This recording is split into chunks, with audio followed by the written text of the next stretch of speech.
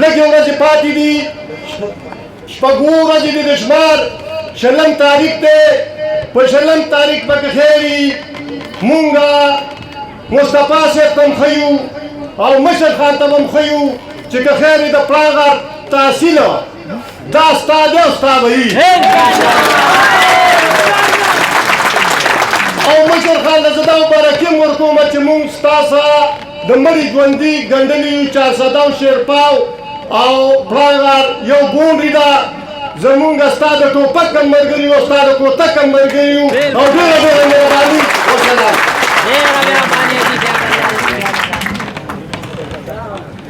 د دوست محمد حاجي صاحب د تقریر نه پس د پړانګ د پارټۍ د تنظیم ډېره مننه کوو چې په ډېر لږ وخت کې په ګران وخت کې دا د عوامو سمندر را ایستلی دی د دغه تنظیم په تاسو په ډېر درناوي کې استقبال ورته وکړئ ډېر ښه ډېره مننه او شاباش اوس د ملک مصطفی چې د دې حلقې 103 امیدوار دی دومره ویل چې که ظالم مې ژبه غوڅه کړه تېره شوه تورۍ څومره چې تېره شوه لا خوږه شوه او اوس که نر وي نو غوږونه دې خپل پرې کړي چې زما نغمه سړله شوله سره شوه ګرانو ملګرو وخت کم دی مصطفی ملک را غواړم د PK 103 امیدوار او انشاءالله په آینده کې په دې تاریخ چې الیکشن کېږي ستاسو منتخب MP انشاءالله ملک مصطفی خان ته خوا فضا وسط ته ګورم ته مې پر تړې زه اسمانونه کچ کوم ته مې وزر تړې زه په دنیا د خورېدو نوي خوبونه وینم ته په کوهي د ضلالت مې زورن سر تړې زه په دې ارد برد جهان کې مثالونه وکړې ته په موږي مې د قصاب اوږې نهر تړې او طبیبه لرې چې د خپل عقل علاج دې وکړه زما زړه خوږ دی ته پټی راته په سر تړې ګرانو ملګرو د پړانګ دا څومره مخلوق چې تاسو راټول شوي انشاءالله په شلم تاریخ به د وزیرستان د نیولې تر مومندو پورې تاسو ټول انشاءالله په چراغ مهر وه انشاءالله او انشاءالله چې په هغه ورځ باندې به په ټول پښتون وطن کې صرف د چراغ نشاني صرف ډیوه وي او دا پښتون رهبر محترم جناب افطار احمد خان شیرپاو له به ټول په جمع به مبارکۍ له ورځو به انشاءالله ګرانو ملګرو زه اوس هغه چاته دعوت ورکوم په ډېره ګرمۍ کې تاسو ډېر انتظار وکړو انشاءالله هغه ګړۍ را رسېدلې ده چې زه د پښتنو ملت واحد رهبر که هغه د لر دی که د سمې دی که د غر دی واحد رهبر ستاسو په استقبال کې په درانه استقبال کې محترم جناب افطار احمد خان شیرپاو وطن پاتې افطار احمد خان شیرپاو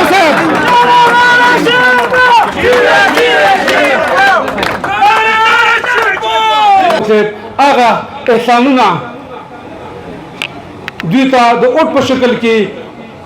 ورکو ځکه چې څومره موږ دلته وګرځېدو څومره بنیادي کارونه چې دلته مخکې شوي دي دا مشران ټول دا قوم غیرتمند دی احسان نه هېروي وایي چې صرف او صرف ملي رهبر آفتاب احمد خان شیرپاو صاحب دلته موږ ته چې کوم بنیادي کارونه کړي دي د شورونه هسپتال بجلي سړک دا که چا مونږ ته کړی دی کوم سهولت مونږ ته را کړی دی نو هغه صرف واحد ملي رهبر آفتاب احمد خان شیرپاو صاحب دی چې هغه کړی دی په دغه وجه د دې خلکو دا خواهش وو چې د دوی څوک کاندیډیټ راشي او مونږ د هغوی احساناتو بدل حاصل کړو ملګرو الیکشن دوران دی ډېره دنیا به راځي زه اکثر دلته وایم چې دا د پښتنو وطن دی موږ به ورته اجرم کولوي کټ بالغ به مو تږدو چای روټۍ به مو تږدو تحصیل کې نیر تېر شوی دی او خلکو ته دې په دې ضرورت دی چې پولونه پرې وتړو نو الحمدلله هغه کار دوی په معمولي یو درخواست باندې زما غونته کې یو معمولي ورکر په درخواست باندې فورا هغه کار وکړو نو ملګرو دا سوچ وکړئ که د دې پارټۍ MP راشي نو څه به نه کوي تاسو لا ان شاء الله هغه څه به کوي چې کوم ستاسو خواهش چې کوم ستاسو ضرورتونه وي موجوده حکومت خو پرېږده هغه تاسو ته راتلی هم نشي په څه خبره به تاسو نه اوټ غواړي خوله یې ماته ده څه به وایي آیا تبدیلي مې راوسته د ګرانۍ په شکل کې څه به وایي هېڅ جواب سره نشته چې د تاسو نه اوټ غواړي هغه یو ځای کې یو مولانا صاحب ویلي یو د کربلا کیسه یې راواخیستله چې دا یې کړل هغه یې کړل دا ظلم یې کړو اوبه یې پرې بندې کړې هغه یې پرې بندې کړلې خو چا هم څه سر نه خوځو پخوا کې یو هوښیار سړی و غوږ یې ورته وویلې چې مولانا صاحب پښتانه دي مولانا صاحب پوه شو ویل پښتنو دا خو څه کوئ چې نور ظلمونه چې نسوار یې پرې بند کړل ټول ډېر زیات یو شو نو پښتنو زه تاسو ته دا وایم چې نسوار یې د نسو نه په شل کړل درته نسوار یې تاسو ته ګران کړل نور به دې پښتنو سره کوم ظلم کوي کوم وخت به نور رسي چې څه وخت یې رسي هغه خو وکړل او نور بل کو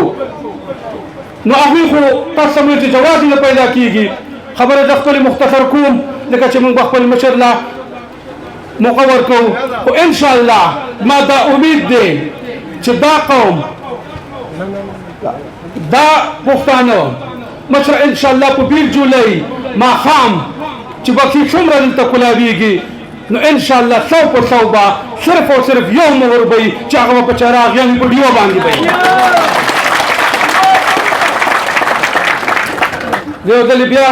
تاسو شکریه ادا کوم وخت کم دی مشرانو ته به ټیم ورکوو ډېره مهرباني